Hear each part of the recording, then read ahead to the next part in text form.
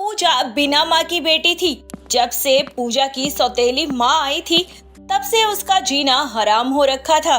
ऐसे में पूजा के पिता श्यामलाल पूजा की शादी अच्छे घर में करवा देते हैं। आपको इतना पैसा खर्च करने की क्या जरूरत थी? अपनी बेटी की शादी में 15 लाख रुपए खर्च किया है आपने। आखिर बेटी भी तो मेरी थी। अब मैं अपनी बेटी की शादी में खर्चा नहीं करूंगा तो क्या तुम्हारी दूसरी शादी में खर्चा करूंगा? वैसे भी तुमसे शादी करने के बाद मैं बहुत पछता ही तो रहा हूँ। मेरी बेटी के लिए क्या ही रखा है आपने? मेरी बेटी के लिए कुछ रखा ही नहीं है। कुछ समय बाद उसकी भी शादी होनी है। मैंने अपनी बेटी की शादी कर दी है। अब तुम अपनी बेटी के लिए सोचो। मैंने तुमसे शादी करके तुम्हारा जिम्मा लिया था, ना कि तुम्हारी बेटी का, जिसे तुम अपने साथ लाई हो। देख रही हो ना माँ, कैसे बोल रहे हैं पापा मुझे। अभी कल को तो ये मुझे पूछेंगे भी नहीं। तू चिंता क्यों करती है? ये घर बेच के मैं तेरी शादी करवाऊंगी, लेकिन तेरी शादी अच्छे घर में करवाऊंगी। ये बुढ़ा देखता रह जाएगा। यह घर भी मेरी बेटी पूजा के नाम है और इसे बेचने की तुम लोग सोचना भी मत। कैसे इंसान से शादी कर लिया आपने? इससे अच्छा तो पापा थे, कम से कम मेरे बारे में सोचते तो थे। तेरी माँ ने मुझे फंसाया था, ना कि मैंने तेरी माँ को। और मुझे अच्छे से पता है कि यह सब तेरी माँ ने लालच में किया था। मेरी माँ ने जो भी किया हो, शादी तो आपने की है ना, तो भुगतना भी अब आपको ही पड़ेगा। जिस तरह अभी श्यामलाल के घर में कलेश मचा हुआ था, उसी तरह पूजा के रहने पर भी सुषमा और सुषमा की बेटी मंजू पूजा से कलेश करते थे, जिस वजह से श्यामलाल ने अपनी बेटी की शादी कर उसे विदा कर दिया था। और ऐसा भी नहीं था कि श्यामलाल ने अपनी बेटी की शादी धूमधाम से नहीं की, बल्कि श्यामलाल के पास जितने पैसे थे उसने सारे अपनी बेटी की शादी में लगा दिए। और पूजा का ससुराल भी बेहद अच्छा था। पूजा, अगर आपको यहाँ किसी भी चीज की दिक्कत हो तो आप मुझे बता दिया करना। नहीं नहीं, मुझे किसी चीज की दिक्कत नहीं, बल्कि ये घर तो मुझे अपने घर से भी ज्यादा पसंद आ रहा है, और आप हैं ही मेरा साथ देने के लिए। पूजा, हमें 2 दिनों के बाद पग फेरों की रस्म के लिए आपके घर जाना है, तो आप तैयार रहना। हाँ हाँ, मैं तो पहले से तैयार हूँ, लेकिन हम वहाँ ज्यादा दिन नहीं रुकेंगे, बल्कि मैं तो कहती हूँ हम उसी दिन लौट आएंगे।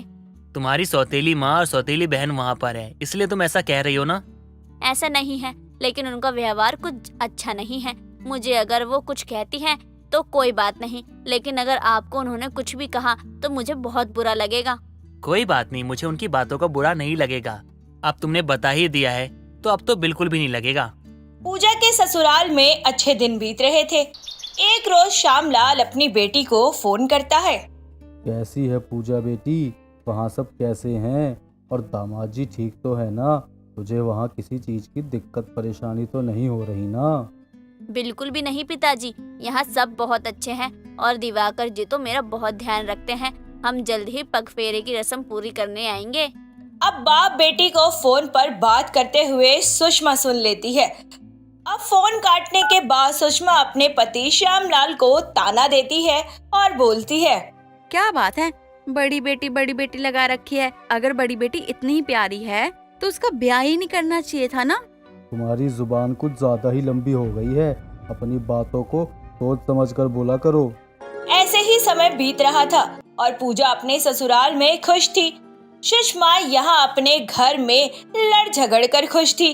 अब जब पग फेरे की रस्म वाले दिन पूजा अपने पति के साथ अपने मायके जाती है, तो रस्म के बाद दिवाकर अपनी साली मंजू को कई सारे 500 के नोट निकाल कर शगुन के तौर पर देता है। यह देखकर सुषमा की आंखों में चमक आ जाती है। ना जाने इस बुढ़े को क्या ही लगता है। अपनी बेटी की तो शादी इतनी अमीर घर में कर दी है, इतना पैसा दे दिया है, लेकिन पता नहीं मेरी बेटी की शादी कैसे घर में होगी। क्या बात है जीजा जी, आप तो अपनी सौतेली साली पर बहुत मेहरबान हो रहे हो। ऐसी कोई बात नहीं है, रस्म में पैसे देने तो बनते हैं। पूजा बिल्कुल ठीक कह रही है, रस्म निभानी तो बनती है ना। तो इसका मतलब आप अपनी साली को साली नहीं मानते? मैंने ऐसा भी नहीं कहा। तो फिर आप कहना क्या चाहते हैं? आइए ना जीजा जी, बैठिए, मैं आपके लिए कुछ खाने पीने का लाती हूँ। मंजू को अब दिवाकर का पैसा देखकर यह समझ आ चुका था कि दिवाकर बहुत ही पैसे वाला है। मंजू जानती थी पूजा की शादी अच्छे घर में हुई है और लड़का तो उससे भी ज्यादा अच्छा है। इस बात से मंजू वाकिफ थी। अब मंजू दिवाकर पर डोरे डालना शुरू कर देती है। अरे जीजा जी, इतना भी क्यों शर्मा रहे हो? खाइए ना और बताइए कैसा बना है। ये लड्डू मैंने अपने हाथों से बनाए हैं। अच्छे बने हैं, लेकिन मैं ज्यादा मीठा नहीं खाता। अरे मंजू, उनके कंधे पर से हाथ हटा, उन्हें अच्छा नहीं लग रहा। क्या बात है, कंधे पर हाथ मैंने रखा है और दिक्कत दीदी को हो रही है। अगर इतनी ही दिक्कत है तो ये बात जीजा जी भी बोल सकते थे। क्यों जीजा जी, कहीं आप मुझसे शर्मा तो नहीं रहे ना? बिल्कुल भी नहीं, मुझे आपसे कैसी शर्म। मुझे तो ऐसा ही लग रहा है।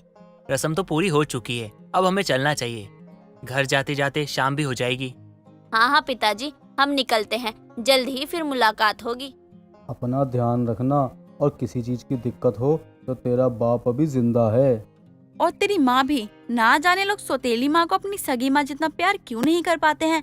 मेरी भी तो पूजा बिटिया ही है ना, मैंने आज तक उसे डांटा ही नहीं है दामाद जी। अब पूजा और दिवाकर अपने घर आ जाते हैं। पूजा को सिर्फ एक ही बात सता रही थी, वो था मंजू का व्यवहार, जो दिवाकर को देखकर कभी हंसना तो कभी उसके कंधे पर हाथ रखना तो कभी उसका कंधा पकड़ लेना। उसे ये सब बिल्कुल अच्छा नहीं लगा था। लेकिन अब वह अपने ससुराल आ चुकी थी। ऐसे ही समय बीत रहा था।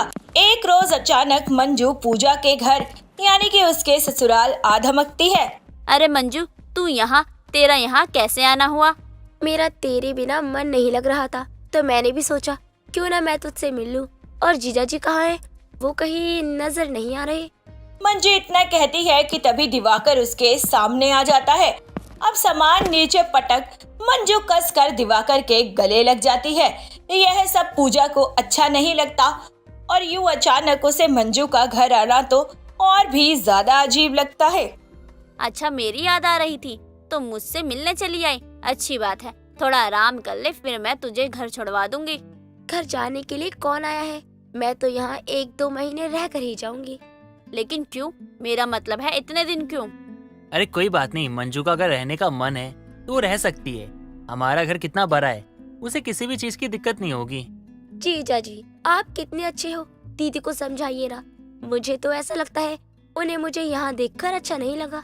अरे नहीं नहीं, पूजा तो बहुत खुश है और हमेशा तुम्हारी तारीफ करती रहती है। मंजू यहाँ जिस मकसद से आई थी वह मकसद दिवाकर को अपने प्यार में फंसाना और उससे शादी करना था। लेकिन पूजा उसकी चाल समझ रही थी। अब पूजा भी अपने पति को अपनी बहन से बचाने के लिए अपनी सौतेली बहन को खुद ही सौतन बन के रोकने के लिए तैयार हो गई थी। देर रात पूजा अपने पति दिवाकर से बोलती है।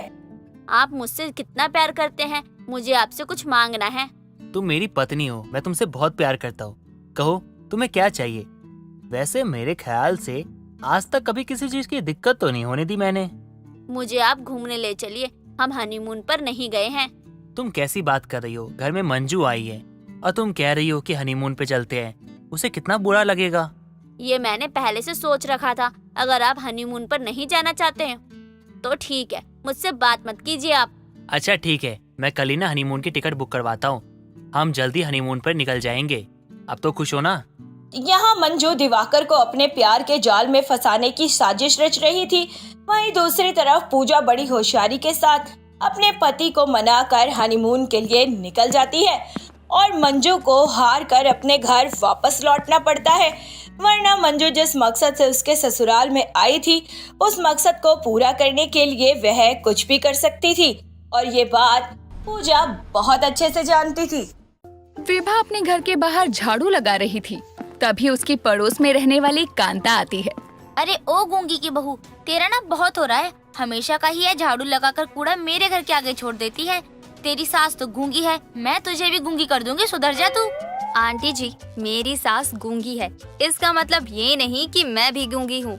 आप अपना ध्यान रखो, कहीं मुझसे फालतू बहस करने के चक्कर में आप ही ना गूंगी हो जाओ। तू मुझसे इतनी बदतमीजी से बात करेगी? रुक, अभी तेरी सास को बुलाती हूँ। वो आएगी ना तो तेरी अकल ठिकाने लगाएगी अच्छे से। बड़ों से बात करने की तमीज ही नहीं है तुझे तो। अरे माँ जी तो मेरी अकल ठिकाने बाद में लगाएंगी, लेकिन मैं तो अभी आपकी अकल और आपको ठिकाने पर लगा देती हूँ। मुझसे फालतू बोल रही हो, पता है ना मुझसे बातों में कोई नहीं जीत सकता। तो मुझे तुझसे जीत कर मिलेगा भी क्या? अक्ल तो है नहीं तुझमें। बस इतना कह रही हूँ कि तुझे जो भी करना है कर, मुझे उससे मतलब नहीं है, लेकिन तेरा कूड़ा मेरे घर के बाहर नहीं आना चाहिए। अब तो मैं भी देखती हूँ कि ये कूड़ा आपके घर के बाहर कैसे नहीं आता है। विभा को अगर किसी काम को करने से मना किया जाए ना, तब तो मैं वही काम करती हूँ और कोई रोक भी नहीं सकता। अच्छा जी, अब तू मुझे धमकी दे रही है? तुझे पता है ना तेरी सास की बहुत अच्छी सहेली हूँ, तू फिर भी मुझसे इतनी बदतमीजी से बात करती है, अब धमकी भी दे रही है। मैं तो वैसे ही बात कर रही हूँ जो आपको समझ आए, और मेरी सास को कुछ बता दिया ना तो अच्छा नहीं होगा, फिर माफी मांगते रह जाना आप। अब तो देख, अभी मैं जाकर तेरी सास को बोलती हूँ कि तू मुझसे कैसे बदतमीजी से बात कर रही है। कांता इतना बोलकर वहाँ से विभा के घर में जाने लगती है और ये देखकर विभा को और भी ज्यादा गुस्सा आता है और वो सारा कूड़ा कांता के ऊपर डाल देती है। अब आया मजा? इतनी देर से मैं समझा रही थी कि मुझसे पंगे मत लो, लेकिन आपकी मोटी बुद्धि में मेरी बात गई ही नहीं, तो मुझे ये करना पड़ा। अब शांति से अपने घर जाओ और खुद को साफ करो। विभा कांता पे कूड़ा डालकर जैसे ही पीछे मुड़ती है तो देखती है कि वहाँ उसकी सास सरिता खड़ी थी। अपनी सास को बाहर देखकर विभा की बोलते ही बंद हो जाती है। अब क्या हुआ? अब कुछ बोल, अभी तो तेरी जुबान रुकने का नाम नहीं ले रही थी, और अब क्या हुआ? अब क्यों शांत खड़ी हो गई? देख रही है सरिता तू अपनी बहू के लक्षण? मैंने इसको जरा सा क्या कह दिया, इसने तो मुझसे बदतमीजी से बात करना शुरू कर दिया और फिर सारा कूड़ा मेरे ऊपर ही डाल दिया। सरिता इतना कहती है और फिर वहाँ से विभा को लेकर घर में चली जाती है। विभा हमेशा से ही अपनी सास के आगे बिल्कुल चुप हो जाती थी और कुछ भी नहीं बोलती थी। ऐसे ही कई दिनों तक चलता है। कुछ दिनों बाद विभा अपने पति अमन से बहुत बहस कर रही थी। अमन, तुम्हें मेरी बात समझ क्यों नहीं आ रही है? मैं तुम्हारे साथ बाहर नहीं जा सकती। क्यों नहीं जा सकती यार? हम शादी से पहले तो हमेशा ही घूमने जाते थे ना, तो अब अचानक से क्यों नहीं जाना? इतने दिन हो गए हैं, हम कहीं बाहर घूमने तक नहीं गए हैं। लेकिन आज मैंने अपने दोस्तों के साथ प्लान बना लिया है, अब मेरे प्लान पर तुम पानी मत डालो। अच्छा, तुमने अपने दोस्तों के साथ प्लान बना लिया है और मुझसे पूछा तक नहीं? और जब तुमने मुझसे पूछा तक नहीं तो अब क्यों पूछ रहे हो? जाओ अपने दोस्तों के साथ ही घूमो। मेरे दोस्त अकेले नहीं जा रहे हैं, उनकी पत्नियां भी आ रही हैं साथ में। यार तुम मना कर दोगी तो मैं क्या बोलूँगा उन्हें? तुम्हें जो भी बोलना है वो तुम खुद सोच लो, लेकिन मैं तुम्हारे इस प्लान का हिस्सा नहीं हूँ। अच्छा, नहीं जाना तुम्हें तो ठीक है, मैं कुछ नहीं बोलूँगा, लेकिन तुम मुझे ना जाने का एक वाजिब कारण तो बता दो, मैं मान जाऊँगा। तुम्हें कारण की जरूरत पड़ भी कैसे सकती है? अरे माँ जी घर पर अकेले हैं और हम दोनों बाहर घूमने जाए, ये अच्छा लगता है क्या? अरे माँ के बारे में तुम क्यों सोच रही हो? माँ को तो वैसे भी आदत है अकेले रहने की, और हम कौन सा हमेशा के लिए जा रहे हैं, थोड़ी देर की तो बात है, फिर तो हम वापस ही आ जाएंगे ना। मैं नहीं जाने वाली, चाहे जो हो जाए। अब तुम देख लो कि क्या करना है। विभा की बातें सुनकर अमन को बहुत ज्यादा गुस्सा आता है और वो वहाँ से चला जाता है। विभा हर किसी के आगे बक बक करती रहती थी, लेकिन हमेशा ही अपनी सास के आगे शांत हो जाती थी। ये सब विभा की सास भी नोटिस कर रही थी, लेकिन अब वो गूंगी भी क्या ही बोलती। ऐसे ही दिन गुजर रहे थे। सरिता को उसके गूंगे होने में पूरा साथ उसकी बहू दे रही थी। कुछ दिनों बाद सरिता अपनी बहू के पास जाती है। माँ जी बोल नहीं सकती और मैं इतनी बड़बोली हूँ, माँ जी को लगेगा कि मैं उनका मजाक बनाती हूँ उनके आगे बातें करके, लेकिन माँ जी की बात का जवाब भी नहीं देती तो बुरा भी लगता होगा।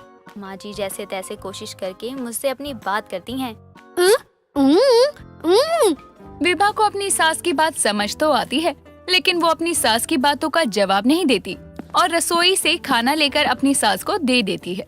सरिता को भी काफी बुरा लगता है कि उसकी बहू उससे बात तक नहीं करती है, लेकिन दोनों को एक दूसरे की मन की नहीं पता होती। दिन निकल रहे थे। ऐसे ही घर में सब चलता रहता है। कुछ दिनों बाद कांता अपनी बहू पूनम के साथ सरिता के घर आती है, जहाँ सरिता अपने झूले पर झूला झूल रही थी।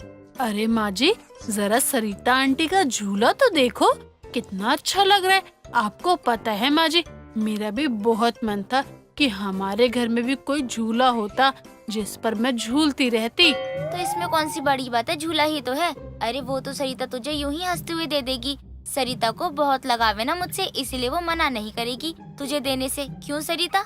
आई देखा, मैंने सरिता से बस एक बार कहा और सरिता ने मना तक नहीं किया। यही है सरिता और मेरी दोस्ती। सरिता मेरी किसी बात का बुरा नहीं मानती है और न ही किसी बात के लिए मना करती है। हाँ माँ जी, आप दोनों तो सच में बहुत अच्छे दोस्त हो और आप दोनों की इस दोस्ती की मिसाल तो मेरे आंखों के आगे ही है। सरिता आंटी ने झूला जो दे दिया। सरिता वैसे मेरी बात का बुरा मत मानियो, लेकिन तेरी बहू है बहुत बड़बोली। जब देखो बक बक करती रहती है और मुझे तो कभी कभी ये लगता है कि वो तुझे चिढ़ाने के लिए ज्यादा बक बक करती है। हाँ माँ जी, आप सही कह रही हो। अरे आप ही बताओ, जब आप गूंगी हो तो मैंने कुछ गलत थोड़ी कहा था, लेकिन पता नहीं क्या आपकी बहू को मिर्ची लग गई, वो मुझसे लड़ने लग गई। अच्छा सरिता, चाहिए तो मुझे तेरे गले की चेन भी। मुझे तेरी गले की चेन शुरू से बहुत ज्यादा पसंद है। आज तू दे ही रही है तो ये भी दे दे। कांता और पूनम दोनों सरिता के गूंगे होने का फायदा उठाए जा रहे थे। तभी रसोई से विभा निकल कर आती है और अपनी सास के साथ ये सब होता देखकर विभा को बहुत गुस्सा आता है। तुम दोनों की हिम्मत कैसे हुई मेरी सास से इतनी बदतमीजी से बात करने की? आप लोग भूल गए हैं क्या? मेरी सास अकेली नहीं रहती, बल्कि अपनी बहू और बेटे के साथ रहती है। पूनम जरा पकड़ते है सास की बहू को, इसकी बहुत जुबान चल रही है। और यही थी जिसने मेरे ऊपर गंदा कूड़ा फेंका था। आज तो इसे मैं अच्छे से सबक सिखाऊंगी। कांता अपनी बहू के साथ मिलकर विभा को पकड़ लेती है और दोनों विभा को परेशान करने लगते हैं। ये सब देखते हुए भी सरिता चुप थी, क्योंकि वो बोल नहीं सकती थी। जब कांता और उसकी बहू की हद पार हो जाती है तो सरिता हिम्मत करके बोलने की कोशिश करने लगती है। खबरदार, जो मेरी बहू को हाथ लगाया। माँ जी आपने बोला। आपकी आवाज सुनने को तो मेरे कान कब से तरस गए थे। पूनम जल्दी से निकल यहाँ से। अरे ऐसे कैसे? हम दोनों सास बहू को कमजोर समझकर परेशान करने आए थे ना। अब तो हम दोनों को ऐसा सबक सिखाएंगे कि याद रहेगा। कांता और पूनम को सजा मिलती है और मोहल्ले से उन्हें निकाल दिया जाता है। उसके बाद विभा, सरिता दोनों के बीच की सारी गलतफहमियां खत्म हो जाती है। कशिश शादी लायक हो चुकी थी, लेकिन उसकी हरकतें अभी भी बच्चों वाली थी। बात बात पर बच्चों की तरह लड़ना, जिद करना ये उसकी गंदी आदत थी, जिसके चलते एक दिन जब उसको लड़के वाले देखने आ रहे थे, उसी दिन वो अपने भाई रोहन से रिमोट के लिए लड़ रही थी और पूरे घर के दोनों चक्कर लगा रहे थे। रोहन के बच्चे, तुझे आज मैं छोड़ूंगी नहीं। रिमोट दे दे, वरना तुझे पता नहीं है कि मैं क्या करूंगी। कर ले, क्या ही करना है। मैं भी ढीठ हूँ, मानने वाला तो हूँ नहीं। रोहन की बात सुनकर कशिश अब फर्श पर लेट जाती है और एक छोटे बच्चे की तरह हाथ पैर मारते हुए बोलती है, दे दे ना रिमोट, मेरा सीरियल आ रहा है, सपना बाबुल का विदाई। दे दे मम्मी, बोलो ना रिमोट दे दे। ये देखो तो कैसे पागल कुत्ते की तरह जमीन पर पसर गई। रुक, अभी वीडियो बनाता हूँ। मधु जो कि रसोई में लड़के वालों के स्वागत के लिए पकवान बना रही थी, अपने बच्चों की आवाज सुनकर कड़छे लिए बाहर आती है और कशिश को जमीन पर नागिन डांस करते देखकर कुछ बोलने ही वाली होती है कि तभी दरवाजे से लड़के वाले आ जाते हैं और उस समय कशिश जमीन पर थी और ये मंजर देखकर लड़के रवि की माँ पूनम बोलती है, बहन जी ये सब क्या हो रहा है? और ये आपकी बेटी ही है ना जिसे हम देखने आए हैं? ये जमीन पर क्यों पड़ी है? वो बहन जी, वो ये। अपनी माँ को शर्मिंदगी से बचाने के लिए कशिश जल्दी से उठ खड़ी होती है और बहाना बनाते हुए बोलती है, वो आंटी जी, मैं ना जमीन साफ कर रही थी। क्या है ना, मुझे साफ सफाई बहुत पसंद है, इसलिए मुझे यहाँ थोड़ी सी धूल दिखी तो मैंने साफ करना शुरू कर दिया। अच्छा, ये तो बहुत अच्छी आदत है, लेकिन बेटा अब जरा तैयार होकर आओ। हाँ बहन जी, आप बैठो, ये बस अभी आ जाएगी। जाओ और जल्दी से तैयार होकर आ। कशिश जल्दी से अपने कमरे में जाती है और कुछ देर में तैयार होकर सबके सामने आती है, जहाँ रवि को कशिश बहुत पसंद आती है। पूनम और मधु मिलकर दोनों की शादी फिक्स कर देते हैं और 1 महीने बाद शादी के दिन कशिश के लहंगे का ब्लाउज उसके कहे मुताबिक नहीं सिल पाया था, जिसके चलते कशिश नीचे लहंगा और ऊपर कोई टॉप पहनकर फोन पर सिलाई वाली को सुनाने लगती है, अरे पूरे 800 रुपए सिलाई ली है तुमने, और मेरा ब्लाउज कितना बेकार सिला है, वैसा डिजाइन भी नहीं दिया जैसे मैंने कहा था। तुम ना आज मेरे से सुनोगी अच्छे से। कह रही हूँ, अगर मेरी शादी नहीं होती ना तो मैं तुमको वहाँ आकर मारती। कशिश आधी तैयार हुए ये सब ड्रामे कर रही थी तो वहीं बाहर बारात आ गई थी और दुल्हन का सब इंतजार कर रही थी, लेकिन दुल्हन के ना आने पर मधु को ही अंदर कमरे में आना पड़ता है और वहाँ वो कशिश को फोन पर लड़ते हुए देखकर कहती है, तू पागल तो नहीं हो गई है? अरे बाहर बारात आ चुकी है और तू फोन पर बहस करने में लगी है। ये तेरा बचपना कब जाएगा? समय और माहौल देखकर बर्ताव किया कर कशिश। माँ मेरा ब्लाउज उसने सही से सिलकर नहीं दिया तो अब उसे बोलूं भी ना। बताओ मेरी शादी क्या रोज रोज होगी?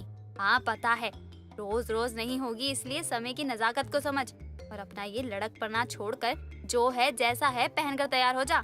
अपनी माँ की बात को मानते हुए कशिश को तैयार होना पड़ता है, जिसके कुछ देर बाद वो मंडप पर आती है और शादी की रस्में पूरी हो जाती है।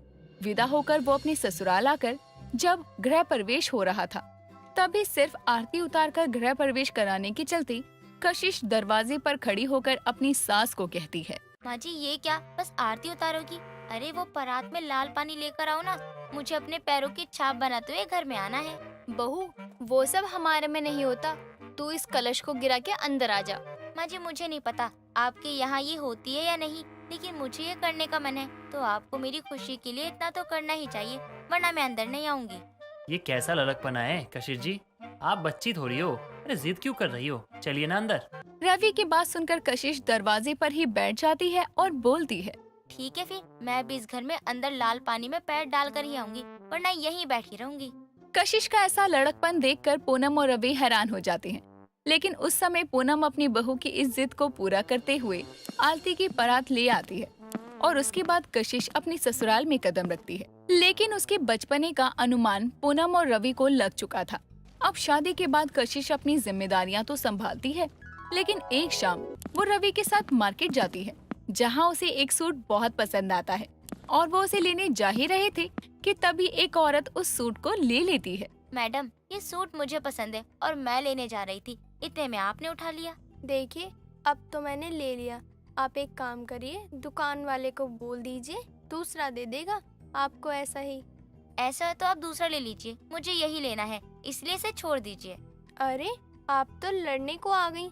अरे जब मैंने ले ही लिया है तो मैं क्यों छोड़ूं? मैं नहीं दूंगी ये सूट, अब तो आप दूसरा ले लीजिए। मैं आखिरी बार प्यार से बोल रही हूँ, मुझे ये सूट दो वरना अच्छा नहीं होगा। आप जानती है ना कि मैं क्या कर सकती हूँ। कशिश ये क्या कर रही हो, अरे कोई और सूट ले लेना, अरे इससे महंगा ले लेना यार, लेकिन झगड़ो मत, तमाशा बन जाएगा हमारा। अच्छा जी मैं तमाशा कर रही हूँ, मुझे नहीं पता, मुझे यही सूट चाहिए तो चाहिए, अब देखो मैं क्या करती हूँ। कशिश सूट लेने के लिए जमीन पर लोट लोट कर रोने लगती है। ये देखकर वहाँ खड़े सब लोग हंसने लगते हैं, तो वहीं औरत उसकी इस हरकत को देखकर सूट छोड़कर वहाँ से चली जाती है। जिसके बाद कशिश उस सूट को लेकर खुशी खुशी घर आती है, लेकिन घर आने पर रवि का मूड खराब देखकर पूनम बोलती है, क्या हुआ रवि बेटा? अरे होना क्या है माँ, अरे मार्केट में ना इसका ये लड़कपना दिख गया और सबके सामने मेरी बेइज्जती हो गई, करवा कर रख दी इसने बेइज्जती, मैं तो उसको लेकर अब कहीं नहीं जाऊंगा। आप सभी हमेशा मेरी ही गलती निकालते हो। अरे जो चीज मुझे पसंद आई है उसको लेने के लिए थोड़ी सी जिद ही तो करी थी। कशिश इतना बोलकर गुस्से में कमरे में नीचे चली जाती है। तो वहीं पूनम को कशिश की इस हरकत पर बहुत गुस्सा आता है। समय गुजरता है, कुछ दिनों के बाद कशिश की एक सहेली उसको और रवि को खाने पर बुलाती है। कशिश रवि के साथ जाने को तैयार भी होती है। तभी दोनों के निकलते वक्त पूनम कशिश से बोलती है, बहू जा कार के पास जा, रवि अभी एक काम करके आ रहा है। ठीक है माँ जी। कशिश के बाहर जाते ही पूनम रवि के कान में कुछ समझाती है। उसके बाद रवि हंसते हुए घर से निकल जाता है। कुछ देर में दोनों कशिश की सहेली पूर्वी के घर पहुंचते हैं, जहां खाने के बारे में पूछते हुए रवि बोलता है, पूर्वी जी आपने खाने में क्या बनाया फिर? जीजू मैंने मटर पनीर, नान, चावल, रायता और हलवा बनाया है। अरे वाह इतना सब कुछ किया, शुक्रिया पूर्वी। शुक्रिया? काहे का शुक्रिया? अरे मुझे नहीं पसंद है ये सब, मुझे छोले भटूरे खाने हैं, वो बनाओ जाके मेरे लिए। लेकिन हम इतनी जल्दी कैसे बनेंगे? आप इस बार जो बना है वो ही खा लो, अगली बार मैं आपके लिए छोले भटूरे बना दूंगी। पूर्वी के इतना कहने पर रवि पूर्वी से लड़ने लगता है कि उसने उससे पूछकर खाना क्यों नहीं बनवाया। रवि का ऐसा बर्ताव देखकर कशिश बोलती है, ये क्या कह रहे हैं? अरे इसमें लड़ने और जिद करने की क्या बात है, मैं घर पर बना दूंगी आपके लिए छोले भटूरे। मुझे अभी खाने हैं और पूर्वी के हाथ के ही खाने हैं, समझी तुम? इतने बड़े होकर ये लड़कपन ठीक नहीं है रवि, वो बेचारी कैसे बनाएगी इतनी जल्दी, और सिचुएशन देखकर बर्ताव करना चाहिए।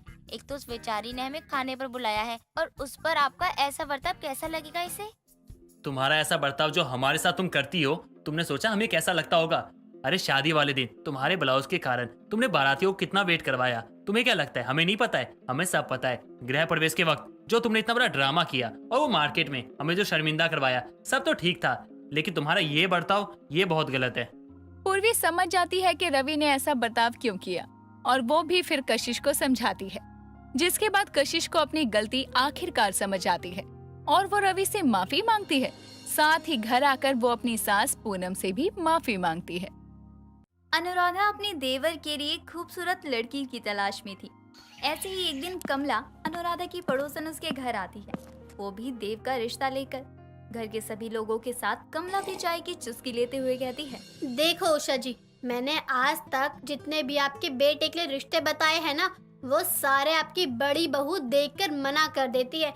मुझे पता ही नहीं चलता कि आपकी बड़ी बहू को अपनी देवरानी में चाहिए क्या। कमला बहन, ये तो आप खुद मेरी बड़ी बहू अनुराधा से पूछो, इसका जवाब मैं नहीं दे सकती आपको। उसकी देवरानी वही जाने। वैसे भी छोटे बेटे ने अपनी बीबी देखने की जिम्मेदारी अपनी भाभी को दे रखी है। अच्छा, देवर की पसंद नापसंद सब मालूम है क्या बड़ी बहू को? देख लो उषा बहन, बाद में देवरानी के आने के बाद देवर भाभी में दूरियां ना हो जाएं। देखिए कमला जी, दूरियां हमारे किसी के भी बीच ना हो, इसीलिए हम दुल्हन ढूंढने में थोड़ा वक्त लगा रहे हैं। बस हमारे मनपसंद की बहू मिल जाए तो बस, उसके बाद दुल्हन ढूंढना बंद कर देंगे। अरे बड़ी बहू बहुत अच्छे के चक्कर में जितना अच्छा मिला है ना अभी तक, उससे भी हाथ धो बैठेगी। इसीलिए इससे ज्यादा ऑप्शन मत देखो। मुझे ये नहीं चलेगा, वो नहीं चलेगा, जो भी मिलता है उसे उठा लो। ये क्या बात कर रही हो आप, जैसे सब्जी खरीदना हो। अरे पूरी जिंदगी का सवाल है। ये घर में मेरी देवरानी ऐसी आएगी जैसी किसी ने सोची ना हो। ज्यादा घमंड भी मत रखा करो बड़ी बहू। जैसा मिलता है अपने देवर के लिए उससे ही शादी करवा दो, वरना तुम्हारा देवर कुंवारा ही बूढ़ा हो जाएगा। देवरानी के चक्कर में कहीं हमें दादी अम्मा ना लानी पड़ जाए तो जल्दी पसंद कर लो। उषा की बात सुनकर घर वाले हंसने लगते हैं। अनुराधा भी अब अपने देवर के लिए लड़की देखना शुरू कर देती है। वक्त गुजरता है और इतनी कोशिश के बाद आखिरकार अनुराधा को अपनी मन जैसी देवरानी मिल जाती है, जिसकी तस्वीर देखकर घर वाले और देव कहता है, भाभी आपने मेरे लिए इतनी सुंदर लड़की पसंद तो कर ली, लेकिन क्या वो अपनी सुंदरता पे घमंड नहीं करेगी इस घर में आके? देवर जी, गांव की लड़की नहीं ला रही हूँ, शहर की दुल्हन आ रही है आपके लिए। और हाँ, सरगम को अपनी सुंदरता का कोई घमंड नहीं है, तो तुम निश्चिंत रहो। क्या बात करियो भाभी, शहर में रहने वाली लड़की घमंडी ना हो, ऐसा तो हो ही नहीं सकता। अरे भाभी, मैंने ऐसे बहुत से लोग देखे हैं जो लोगों के सामने दिखाते हैं कि हम बहुत अच्छे हैं, लेकिन अंदर से घमंडी और मतलबी होते हैं। खैर, अब ये सारी बातें छोड़ो और अपनी शादी की तैयारियों में लग जाओ। बहुत जल्द तुम्हारी बारात उदयपुर में जाने वाली है। शादी की बात ही निराली है। अब मुझे मिलेगी मेरी मनपसंद देवरानी। भाभी, शादी मेरी हो रही है और आप इतनी खुश हो? अरे क्या बात है भाभी, पत्नी आने वाली मेरी है, लेकिन आप अपनी देवरानी के नाम पे इतनी खुश हो कि आपकी खुशी का ठिकाना ही नहीं है। हाँ भाई, इतने मिन्नतों के बाद तो देवरानी मिली है, तो खुश ना हूँ और क्या करूँ। चलो अब मैं भी अपनी तैयारियां करती हूँ। अनुराधा अपनी देवरानी के आने की खुशी में फूले नहीं समा रही थी। ऐसे ही कुछ वक्त निकलता है और अब देव और सरगम की भी शादी हो जाती है। अनुराधा सरगम का गृह प्रवेश करते हुए कहती है, सरगम, तुम्हारा बहुत बहुत स्वागत है हमारे घर में। आज से ये घर भी तुम्हारा हुआ। आज के बाद कभी मत कहना कि ये मेरा घर नहीं है, समझी? चलो अंदर आओ और आराम करो। चलो आप सब भी आराम कर लो, बाकी की बातें कल करेंगे, ठीक है? थैंक यू सो मच भाभी, आपने मुझे इतनी बड़ी बात कही और मुझे अपने परिवार का हिस्सा समझने के लिए बहुत बहुत शुक्रिया। पगली, ये घर और इस घर के सारे लोग तुम्हारे हैं, तो अपनों का कभी शुक्रिया अदा नहीं करते। चलो मैं तुम्हें तुम्हारा कमरा दिखाती हूँ और सुबह होते ही तुम्हें पूरा घर दिखाऊंगी। भाभी, आपकी देवरानी के साथ मैं भी हूँ, मेरी तरफ भी ध्यान दो। देखो मुझे, देखो। अरे मुझसे भी कुछ बातें कर लो। अब मुझे अकेला महसूस होने लगा है। कहाँ है मेरे भैया? कहाँ है मेरे पूजनीय राम जैसे भैया? भैया कहाँ हो आप? तुम्हारे भैया बाहर है, घर के कामों में बिजी है। वैसे देवर जी, आपने बताया नहीं कि मैंने आपके लिए कैसी दुल्हनिया ढूंढी है, पसंद कैसी है मेरी, ये तो अभी तक आपने बताया ही नहीं। मतलब मैं आपकी पसंद हूँ भाभी, इनको पसंद आई हूँ मैं या नहीं? तुम मेरी पसंद हो और मेरी पसंद पूरे घर वालों को भी पसंद है, तो इतना मत सोचो कौन पसंद करता है और कौन नहीं। वैसे भी मैंने इतनी अच्छी देवरानी पसंद की है, अगर देवर जी के भरोसे रहती तो पता नहीं किस मॉडल को ले आते। सभी मजाक कर रहे थे एक दूसरे के साथ। सरगम भी सभी के साथ घुल मिलकर हंसने लगी। कुछ देर बाद शादी का काम खत्म करके देव के बड़े भाई और माँ भी घर पे ही आ जाते हैं। सभी आराम करने चले जाते हैं। सरगम नई सुबह की शुरुआत अपने ससुराल में करती है। सरगम रसोई में अपनी पहली रसोई बना रही थी, तभी वहाँ अनुराधा आती है और कहती है, क्या बना रही हो देवरानी जी, हमें भी बताओ। वैसे एक बात बता दूं, देवर जी को समोसे बहुत पसंद है। नाश्ते में अगर उनका दिल जीतना चाहती हो तो बना लो, हम दोनों मिलकर समोसे बनाएंगे। समोसे तो मुझे भी बहुत पसंद है। मैं सोच रही थी आपसे पूछ लूं समोसे बनाऊं या नहीं, लेकिन आपने तो मेरा काम ही आसान कर दिया। क्या मैंने क्या सुना कि भाभी नाश्ते में समोसे बना रही है, मेरे फेवरेट। अरे वाह, क्या बात है, आज तो मजा आ जाएगा। तुझे हमेशा समोसे ही क्यों खाने रहते हैं? जब देखो समोसे समोसे। देख लेना किसी दिन समोसे जैसा मुंह बन जाएगा तेरा, फिर खाते फिरना समोसे। कोई बात नहीं माँ, अब तो मेरी शादी हो चुकी है। अब मैं समोसा दिखूं, गुलाब जामुन दिखूं, चाहे बर्फी दिखूं, क्या फर्क पड़ता है? मुझे अब कोई गम नहीं है, मेरी पत्नी आ चुकी है। बस बस थोड़ा कम फेंक लिया करो, ताकि हम सबको भी तुम्हारी बातें सच्ची लगे। अब जाओ फ्रेश हो जाओ जाकर, और मैं और सरगम मिलकर समोसे बनाते हैं, गर्मा गर्म समोसे और मीठे में हलवा। कैसा लगेगा? लेकिन बहू मैं बता दूं, छोटी बहू की पहली रसोई की रस्म हम हलवा से ही शुरुआत करेंगे। उसके बाद तुम लोगों को समोसे खाने या पकोड़े खाने हैं। इस रस्म के बाद करना जो भी करने का मन हो तुम्हारा। उषा जैसे अपनी दोनों बहुओं को समझा रही होती है, तभी वहाँ कमला आकर कहती है, क्या बोल रही हो उषा जी, आपकी बहू समोसे और पकोड़े बनाने वाली है? ओहो, समोसे का नाम सुनकर ही मुंह में पानी आ गया। कब तक बना लेगी छोटी बहू? क्यों छोटी बहू ही क्यों, बड़ी बहू भी बनाएगी। वैसे भी आज छोटी बहू को ज्यादा काम नहीं करवा सकते, आज इनकी मुंह दिखाई भी है। चलो सरगम, समोसे जल्दी से बना लेते हैं, और तुम्हें तैयार भी होना है अपनी मुंह दिखाई के लिए। अरे हाँ, आज तो मुंह दिखाई भी तो है, और आज सबसे पहले मैंने मुंह दिखाई कर ली। अब ना भी करूँ तो भी चलेगा। वैसे भी 10 दिन बाद तो बहू बाहर निकल ही जाएगी, तभी देख लूंगी सबके साथ। क्या बात कर रही हो कमला जी, अगर छोटी बहू के हाथ के समोसे खाने हैं तो मुंह दिखाई तो करनी पड़ेगी, वरना कोई समोसा नहीं मिलेगा। ऐसा मत बोलो, अभी तो चाय के साथ ही दो समोसे, खाने का बाद में देखेंगे, लेकिन समोसे देना जरूर। समोसे भी खाने और मुंह दिखाई भी नहीं करनी है तो कैसे चलेगा? ये सब अगर समोसे खाने हैं तो तुम्हें मुंह दिखाई करनी पड़ेगी। अब ये क्या नया ड्रामा है? मैं नहीं खा रही फिर समोसे, मेरे हिस्से के समोसे छोटी बहू को दे देना अपनी। कमला अपनी बात रखकर चली जाती है। कुछ देर बाद सरगम और अनुराधा दोनों मिलकर समोसे बनाती हैं। सभी लोग सुबह नाश्ते में समोसा खाते हैं, तभी सरगम के समोसे से मकड़ी निकलती है तो अनुराधा कहती है, माँ जी देखो, मकड़ी के समोसे खाने वाली देवरानी। देवरानी जी, तुम्हारे समोसे में कहाँ से मकड़ी आई? मकड़ी मैंने खा ली, लेकिन ये मकड़ी समोसे में आई कहाँ से? अब मैं क्या करूं? मैं मकड़ी वाला समोसा खा चुकी हूँ, अब मेरा क्या होगा? कुछ नहीं होगा, इतना नहीं गया था मुंह में, बस तुमने तो काटा था और उसके बाद फेंक ही दिया था। हाँ, लेकिन अब मेरा क्या होगा? सभी लोग मुझे क्या कहेंगे? क्या कहेंगे? यही कहेंगे कि देखो, अनुराधा मकड़ी खाने वाली देवरानी लेकर आई है। मैं मकड़ी नहीं खाती जेठानी जी, मैंने पहली बार खाई है, वो भी गलती से। सरगम की हालत देखकर घर के सभी लोग हंसने लगते हैं, और तभी से अनुराधा उस मकड़ी वाले समोसे से नकली मकड़ी निकालती है, जिसे देखकर सरगम डर गई थी। ऐसे ही कुछ दिन और बीत जाते हैं और सभी साथ में हंसी खुशी रहने लगते हैं।